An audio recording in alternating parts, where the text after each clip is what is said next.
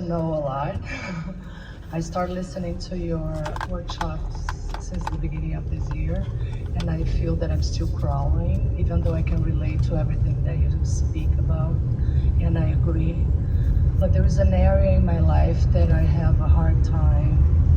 Let's see, I have a lot of resistance. Well, then that's an area that you want to deactivate rather than activate. You see, when you say, I had a hard time coming up with a question, or I had a hard time coming up with an issue, what that's saying is, that's not the advantage. It's like saying, oh, I need to look for trouble so that Abraham can help me solve my trouble. And we say, why not just let sleeping dogs lie? Why activate them? Are you afraid that you'll trip over them and they'll bite you in the night? Yes. Really? Yes.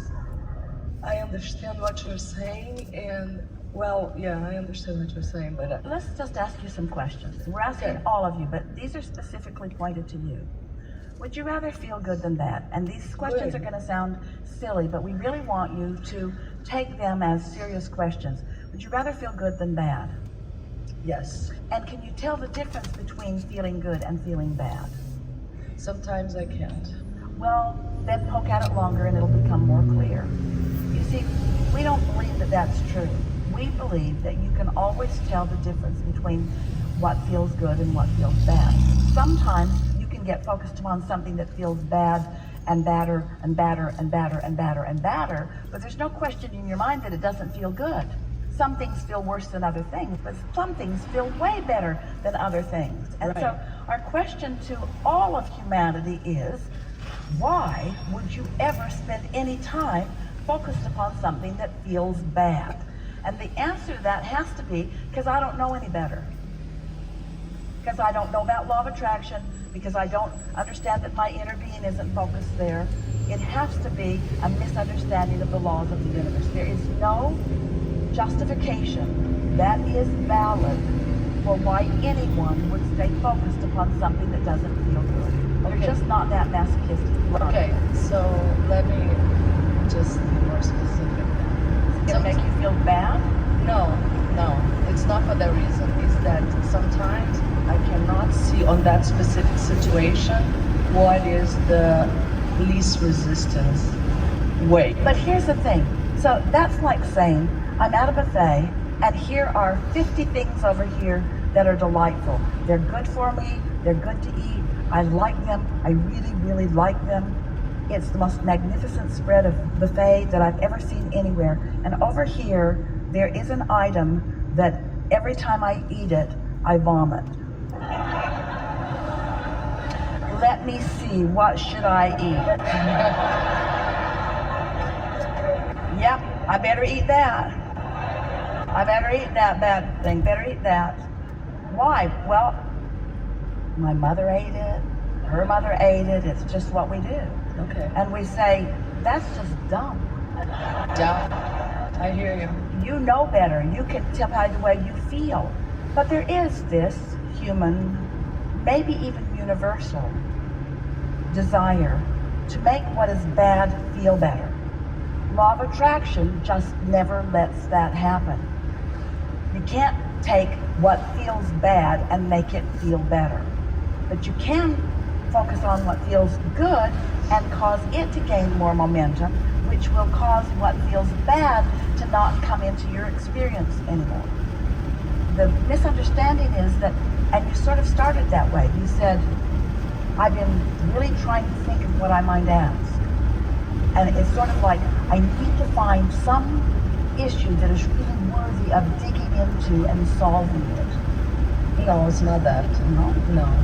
I wanted clarity in a specific situation that I have a lot of momentum going and resistance, and I did not know how to phrase my question in a way for me to get clarity. That's because you can't. When you set it up like that, when you say, I have an issue that's got a lot of momentum and I want to get clarity about it, our answer is then you've got to forget about it for now. In other words, you've got to accomplish the uncondition of clarity. You've got to accomplish the uncondition of clarity. You can't focus on the condition that brings confusion and take it to clarity. You've got to focus on something that allows clarity.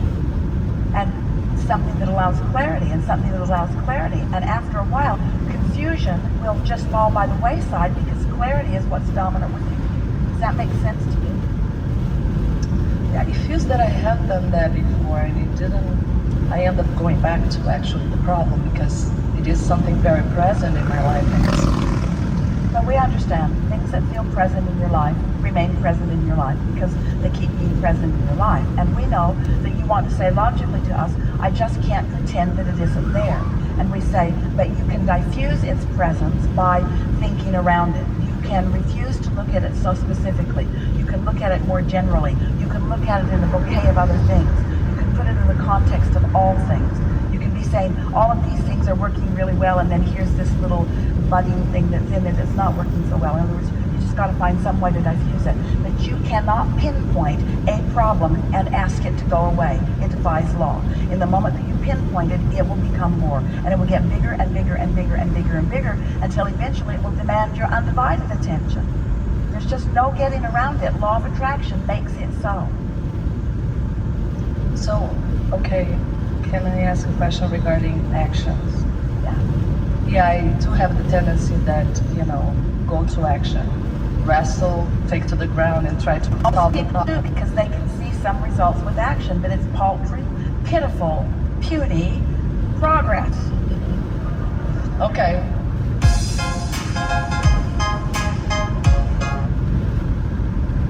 You often talk about hitting the reset button in the morning.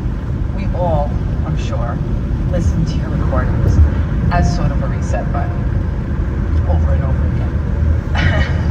I was wondering if you could do sort of a rampage, but maybe a slow increasing in intensity rampage that I could put music behind and make as my alarm clock in the morning.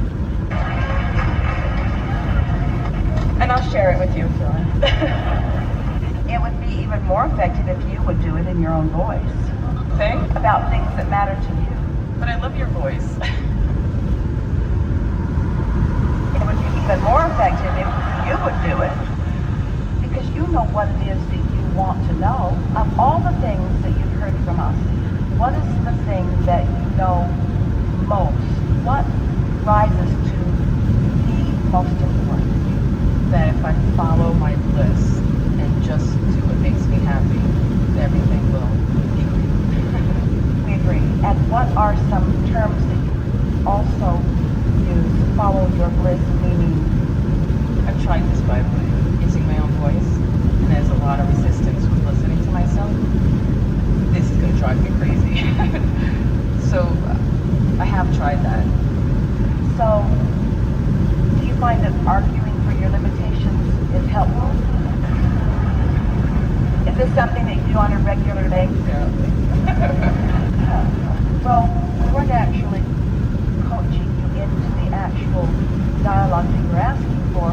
We're just wanting to know from you the things that are most important to you, the things that you would like to be integrated into this. So you say following your bliss. So following my bliss, seeking joy, following the path of least resistance. Yes, I'd love for you to talk about Seeking that. alignment with the source within me. So, what else? That source is vibrating, so even when I'm not vibrating in a good place, at least I have source sort of on the other side helping me out, pulling me in that direction. So it's always there. And me being in the receptive mode. So, how do your emotions play into that? What level of importance do they play in your mind? Everything. Following your bliss, is the path of least resistance. It leads you to everything you want. And your emotions are important because Because it tells me where I am. it lets you know. So even if you are in a moment of not being blissful, if you are aware of your emotions, aren't you still, in some way, doing the work of following your bliss? In other words, does it say always be in bliss, or does it say version of bliss, following one's bliss? And so what we're wanting to do here is sort of shake up for you the determination that you have. We want you to realize that you are more often there than you are giving yourself credit for. We're going to do this for you. Or maybe not. But the reason that we are wanting to have a discussion about it is because in some ways you're wanting us to affect a condition so that you feel better, which is sort of the opposite of what we've been talking about all day here today. And so then when we said, well, why don't you try it? You said, I can't do it. I want you to do it. Abraham, I need you to be the condition that causes me to feel better. Well, no, I want you to keep me in the condition that I'm already in. But still, you get what we're talking about, don't you? Because all of you were born with this guidance system. None of you said, I'll go forth without one, and then later I'll find Abraham, and Abraham will be my guidance system. And you've never heard us say anything that was for any other reason than to guide you toward your own guidance. It's sort of like, you know, it shows up in movies and television programs all the time where the genie comes out of the bottle and he grants 3 wishes. And there's always some smart aleck that wants one of the wishes to be unlimited wishes. And in the movie, they never let you get away with it, but Source does. You have unlimited wishes. In other words, Source never stops being in vibrational alignment with you getting whatever you want. So tell us again what it is you want from us now that we've sort of put it all into a place of clarity. Well, when you wake up in the morning, before thoughts sort of get a grip, you know, what you have to do today and, you know, what's not happening or, you know, how much I got to do, I would like to try to create a momentum of a more positive way of looking, to remember that as long as I do what I... All right. Good morning, me. Good morning. Good morning. Good morning. You're very pleased that you're awake. Also, now you want to do it. In your voice. You want me to write it and send it to you? Yes. Good morning. And have you ever heard someone say good morning and we say it is? Because you often say good morning and you don't even mean what you're saying. Good morning. It's a good morning. So you wake up, it's a good morning. It's a good morning. This is a good morning. This is a really good morning. This is a new morning. This is a new day. This is a new vibrational point of attraction. This is a new beginning. This is me new into the world. This is me choosing my vibrations more deliberately. This is me in this good morning being aware of the way I am feeling. This is me being in touch with my emotions. This is a good morning. Me in my good morning being aware of the value of my emotions. This is me new in this day with a vortex full of all kinds of things that are readily, even immediately, some eventually, all eventually available to me. This is a really good day. This is the beginning of me deliberately tuning myself to the frequency that allows my receptive mode. This is me in my new day, in this good morning, allowing myself more than ever before to be in the receptive mode. The receptive mode of everything that I've intended, everything that I've asked for, everything that I've put into the vortex, all that I've become. Full alignment with all that I have become. This is a good day. This is a new beginning. This is a new beginning for me. Good morning. This is a new day. Today, everything in my world will respond differently to me than it has ever before. Because while I slept, all momentum subsided. And now that I'm awake, I'm taking care to focus in ways that will allow my receptive mode. I know that I am an extension of source energy. And I know that I've come into this physical time-space reality with purpose. And I know that this time-space reality has served my purpose well. I sifted and sorted and decided, and I've come to all kinds of conclusions about things that are important to me. and I've put them into my vibrational reality where they have been tended to by you, Source. You, who is at the basis of my really good day. I like knowing that you are aware of me, and I like knowing that you will go everywhere I go today. I like knowing that you'll be in on the conversations with me, that you'll be aware of what my intentions are, that you will care about the people that I am interacting with, and that you will know what their intentions are. I like that this broader view that you hold is available to me, and I like that whatever I'm ready for now, I will feel an impulse about. This is a really good day. As I move through this day, contrast will still exist, and from it, I will find more things that I desire. I know that in this really good day, that those contrasting experiences are not me being off my path, but still being on my path. I embrace the contrast that comes today, and I keep it in perspective because I understand that it's not me leaving my path. I understand it's me still on my path, doing what I intended when I came into this time-space reality. So I'll sift and I'll sort, and I'll come to get new awarenesses of what I want. And all day I will be keenly aware of the way I feel. I expect that in this day, I will feel good all day long. Good within contrast because I understand it. Good with my deliberate attention and focus because I understand that. Better today than ever before because I'm consciously setting forth my intentions at the beginning of this day to utilize my guidance system in the way that I intended to use it when I came into this physical body to begin. This is a really good day. My vortex is full of manifested potential. My vortex is a now reality that I can feel my way into. Today I intend to feel exhilaration about things not yet manifested because I understand the reality of them. I now get what true faith is. I get what true belief is. It's an understanding of the way the universe works. It's an understanding that vibration precedes manifestation. It's an understanding that the vibration is a reality. It's an understanding that I can achieve vibrational alignment with that vibrational reality. It's an understanding that I can find that feeling of well-being even without the manifestation. I embrace this really good, unconditional day. Today will be full of conditions. There will be driving and traffic and people and business and commerce. There will be conversation.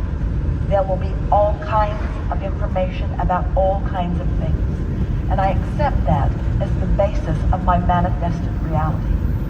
But there will also be insights and emotions. There will also be knowledge. There will also be information coming from source. There will also be me in the receptive mode. This is a really good day. I will have more awareness of my vibrational reality today than I ever have before. I will be more aware of the way I feel than I have ever been before. And while I will be moving about a physical, manifested, material world, and I will be embracing it, and I will be applauding it, and I will be appreciating it, I am also predominantly unconditional in my beingness today. Maybe for the very first time, at least better than I've ever been before. Because today, the way I feel is not dependent upon the conditions that have already manifested. It's dependent upon the vibration that I sense, the vibration that I'm tuned to, the vibration that I understand, the vibration that my source holds, the vibration that I have access to, the vibrational frequency of who I am. Today is a really good day. Today, I'm going to pronounce myself an emotional being, which means today I'm going to pronounce myself a vibrationally astute being, which means today I'm going to pronounce myself aware of my guidance system and using it to the best of my ability. I understand that the source within me is aware of where I stand in relationship to everything that I desire. And I believe with all that I am that my inner being is guiding me along the path of least resistance, which also happens to be the path of my greatest joy, the path of my greatest clarity.